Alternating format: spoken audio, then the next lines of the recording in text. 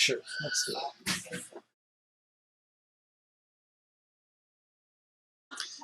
Hey, this is Mark, and I've got a good friend of mine here, Wesley. Hi. Say hi, Wesley. Hi.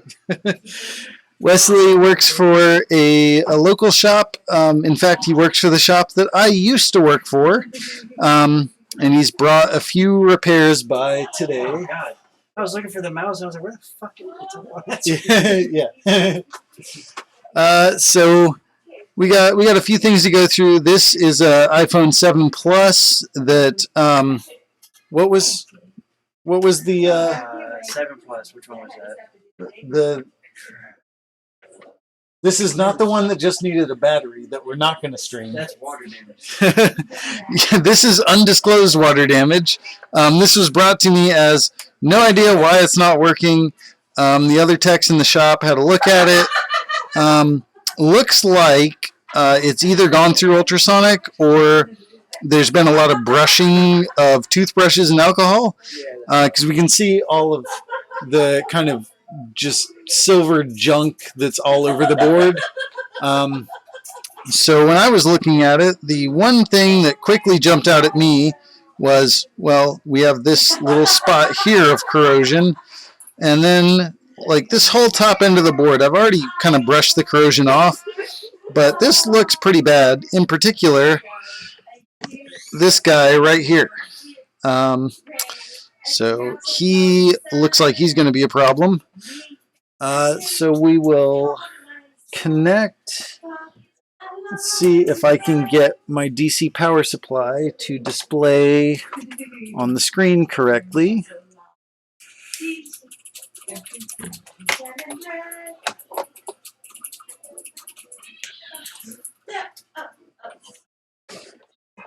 Wesley, who are you talking to in the chat? I don't know.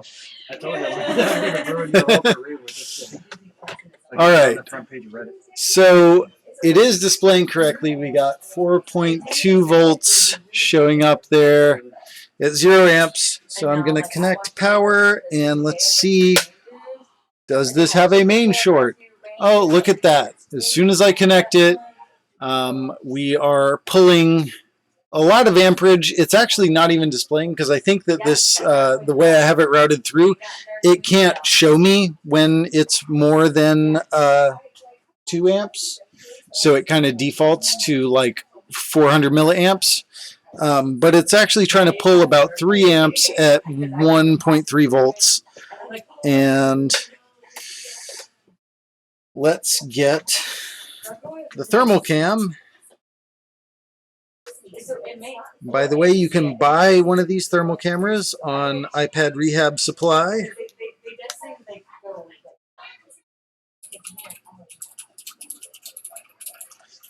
All right, so let's see what's getting hot. Obviously, our MOSFET right next to Tigris is white hot.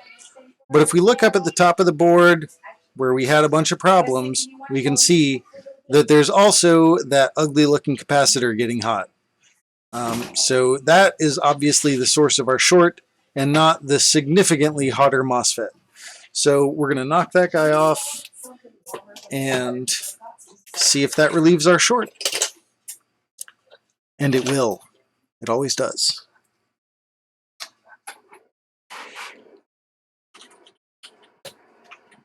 And there we go. Now if I connect DC power,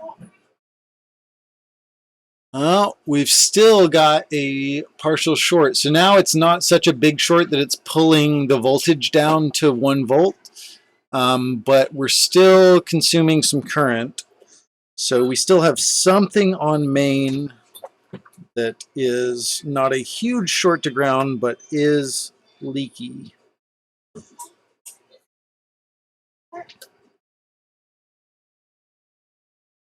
All right, so it looks like we've got another guy up at the top of the board. Right. Oh, it's gonna be not a problem. If I can keep this board up here. The cap next to audio, if I see. No, that looks fine. Actually, my power is disconnected now. Hook that back up.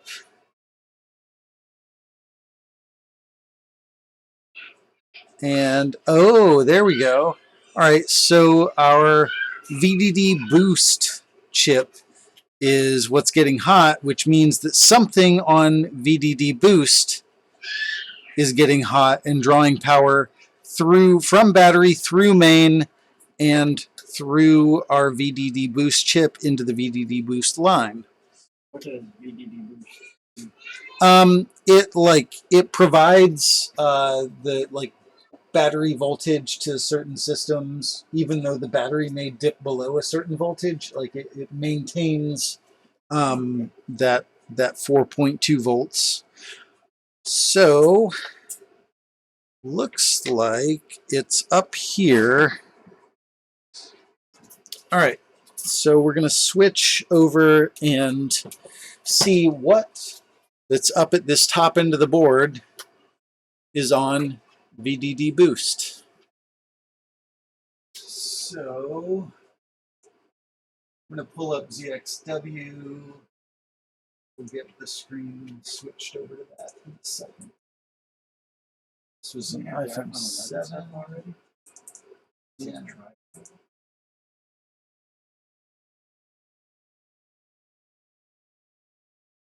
All right, so here and swap our scene to desktop.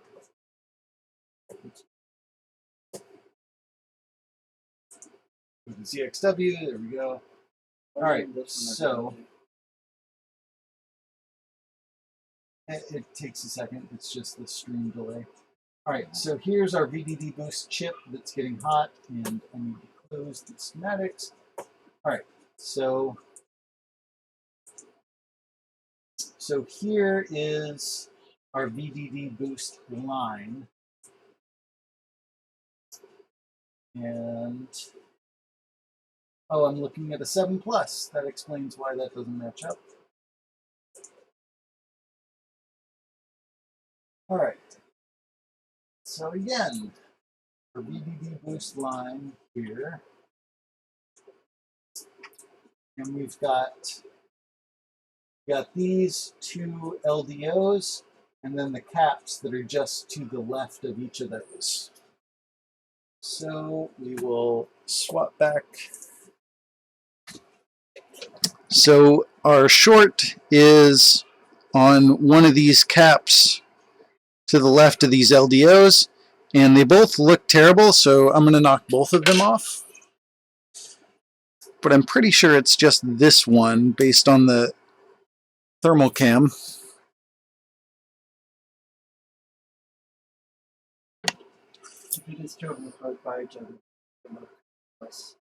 If you have the higher resolution thermal camera, if two caps are next to each other, you can still tell which one is the source of the short. If you have the lower resolution one, it's a little harder to tell. All right, so we're getting rid of both of those guys. And now we no longer have a main short. So we're maintaining 4.2 volts and no amperage is being consumed. So let's get, can you hand me a 7 Plus LCD?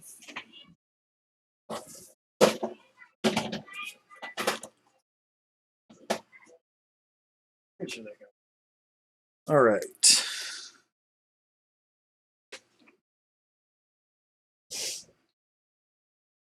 And this one we're really only concerned about getting data out of, is that correct?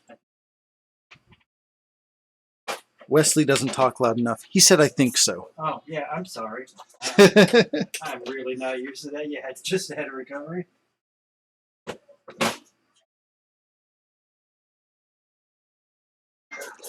All right. We're going to prompt this guy to boot. There we go. All right. And we have Apple logo. We'll just make sure that it boots up and has touch, and then we'll move on to our next sad case. I don't feel as bad for my coworker now that it wasn't just that water damage, the corrosion.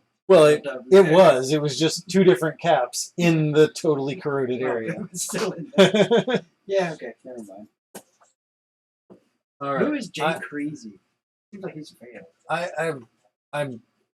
I know who Jay Creasy is. He's my favorite YouTube guy who watches. Totally know who he is. All right, touch works. So we're good to go on there. Let's bring the chat back up on the screen. Okay. Because everyone only showed me. Oh yeah. Huh. It was weird. Okay. I tried switching from top chat to live chat and it still didn't fix anything. Yeah, use that then. All right. So moving on. That's 1.7 plus VCC main and VDD boost line shorts solved and ready to go. So next, anybody who for the 5 of you that are actually watching this while I stream it, Wesley is on chat. So say hi to Wesley. You're a student, Mark. How do you not remember a student? Well, I don't know all of their YouTube names. Man. I don't know all of their YouTube names. I'm sorry, Jay Crazy. He will remember you from now on. His name tag during class definitely did not say Jay Crazy.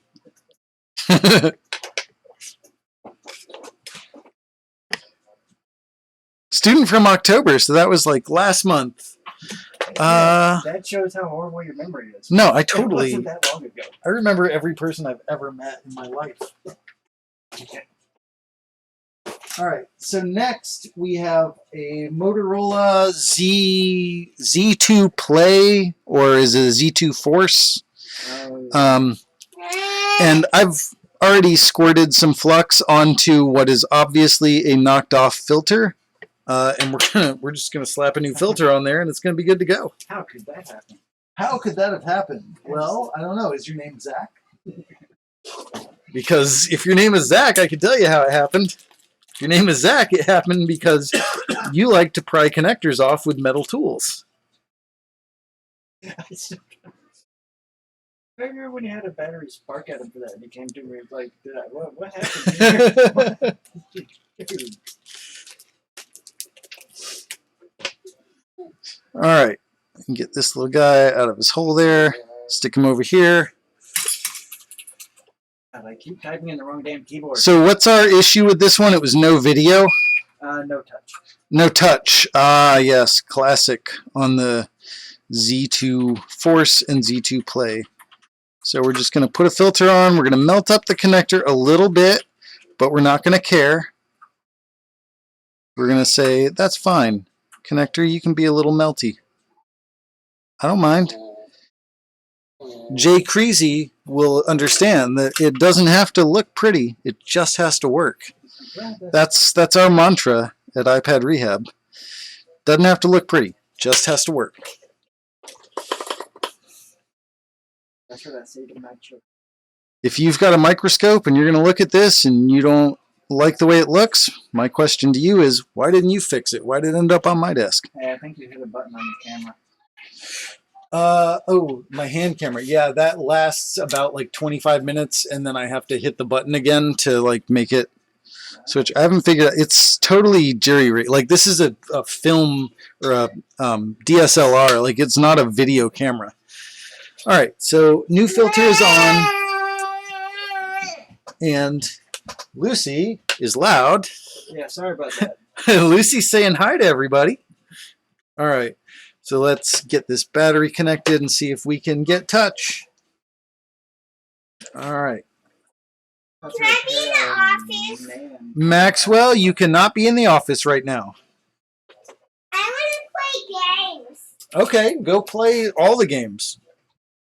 But I need a different place to play. Where's Mom? I don't know. You should hunt around and try to find her.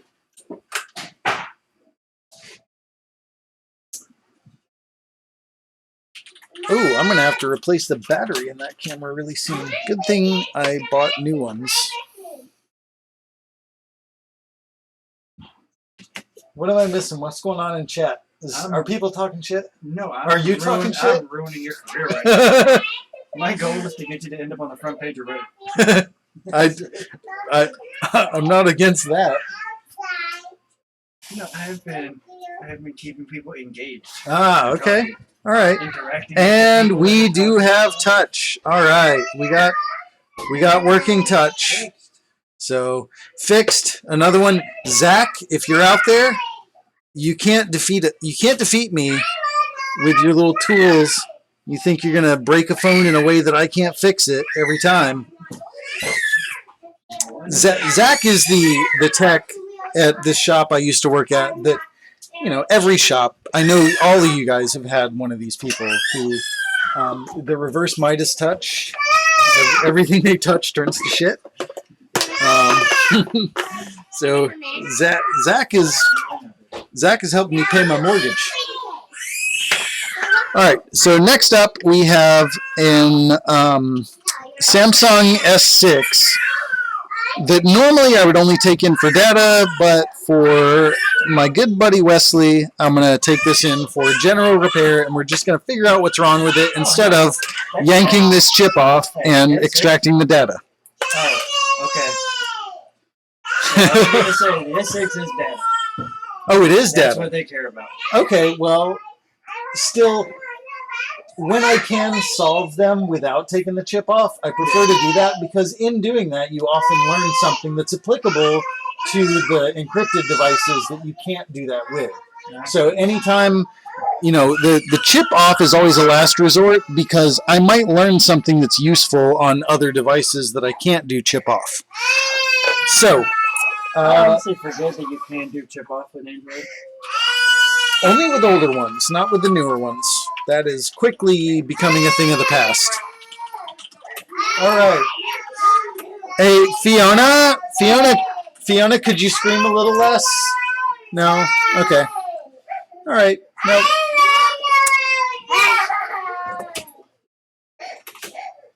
Okay. So this is consuming about 80 milliamps as soon as I connect power. And that's generally not enough to show us exactly where a short is, but we're going to give it a try anyways and see what's getting hot. All right, so I'm going to step aside just for 1 second.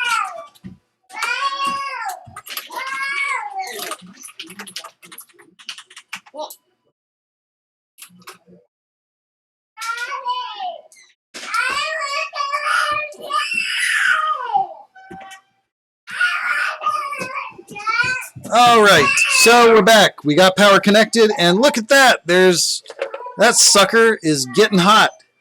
This guy right here.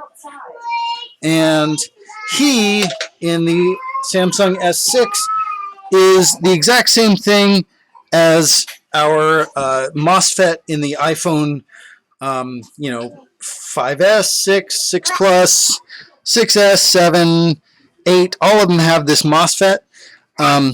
So this MOSFET connects battery to VCC main in the S6. And the difference, though, is that this MOSFET actually does have one pad that's on ground. So in rare circumstances, he can be the source of a short to ground.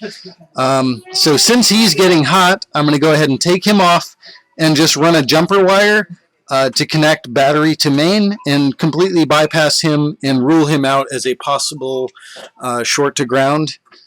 Since he's getting hot, this will probably work. But I don't really know. I actually haven't seen one with this exact presentation.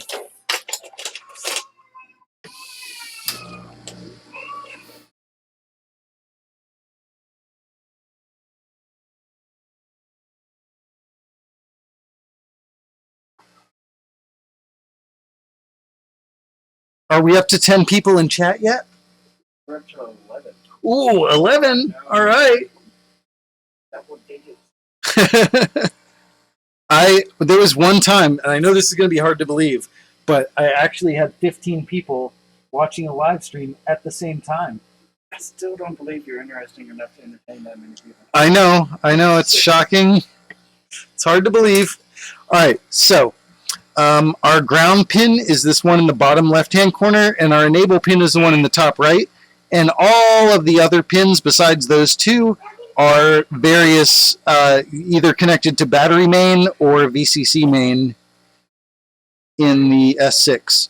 So we're just going to kind of bridge these guys.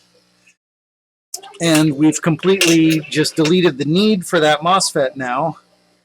And we'll connect power again. Did you ever take a giant ball of solder to connect? Sometimes, yeah. I mean, I put a wire in there, but I didn't really need to. Yeah, sometimes I'll just not use that much flux and just make bridges of solder to connect the points on a MOSFET. All right.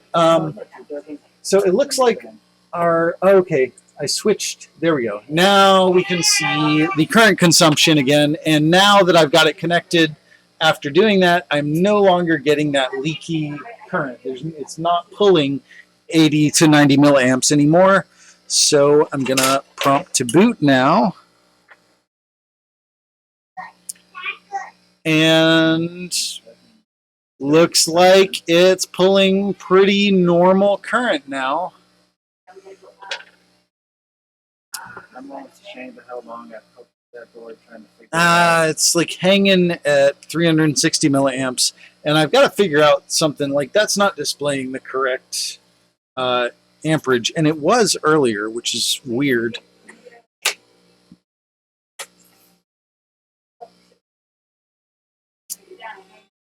No, I don't know why it's not showing the correct current consumption, but I'm hanging out at like 370, 360 milliamps, which does not look like a device that's booting. So we'll see if anything's getting hot.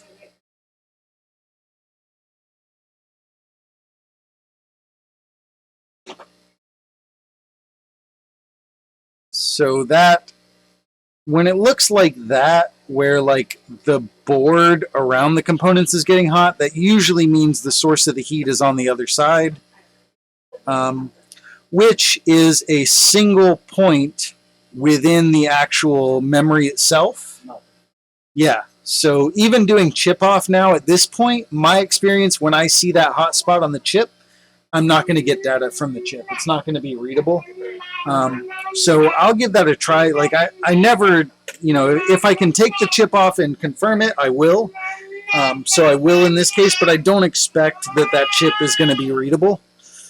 So, well, we got two. We got two done that are good to go. And so that's it for what Wesley brought. But I do have one other phone that we could look at. Man, I really want to... that's why it wasn't showing the correct amperage, because I had these cables plugged in too. So it was pulling current through these cables and through these cables at the same time. So it's kind of splitting the difference. All right, so worked out that one technical thing with displaying how much current's being consumed. All right, so now we can go to this iPhone SE that is just dead, no power. So I'm going to connect DC power supply. Okay, with chip off before I type some bullshit that I don't know what I'm talking about. Okay. You're taking the chip off and putting it onto a working board? No, with chip off, I'm taking the chip off, putting it into a socket with... Why am I typing this out? You're fucking saying it. I'm putting it in a box that lets me read from the chip and take a direct, like, one-to-one copy of the data on the chip. So it's like a full disk image. Like, if you were to make a disk image of a Windows PC, you would have, like, the portion that Windows is installed on, and you'd have, like, the recovery partition and, like, the boot partitions. So it takes all of that, and then you go into that and explore in the user data partition and find the data. Makes it readable on a computer, like when you pull it off like that? Yes. I mean, it dumbed down a lot, yes. What message, Ricardo? I don't see a message from a... We don't know what you're talking about, Ricardo. Yeah, all right. Say it again. So we're going to prompt this to boot. And... perfect. It looks like it's booting now. So it looks like in troubleshooting and figuring out what the problem was, I accidentally fixed it. Let's see. When that happens? Okay, so this guy has an S6 memory chip he needs the data read from. Okay. Send it in. Go to the website, fill out a quote request, send it in. There you go. What is it? iPadRehab.com? Yeah, it's usually at the bottom of the stream. Oh, that's why my scenes keep getting messed up, because you're typing when the focus is on there and it's like using hotkeys. All right. Yeah, so looks like this one is actually fixed, and this is not going to be instructive. This was actually going to be a really interesting one that had some problems with a data line that I fixed and then thought that I had rebroken, Okay, well, but apparently not. 13 people in here right now. You're hot shit. So, what do you have in the queue? Nothing else that's like interesting, just the same stuff I've done a million times. All right, so yeah, the the SE apparently I forgot to re-break, so that's not going to be a great candidate.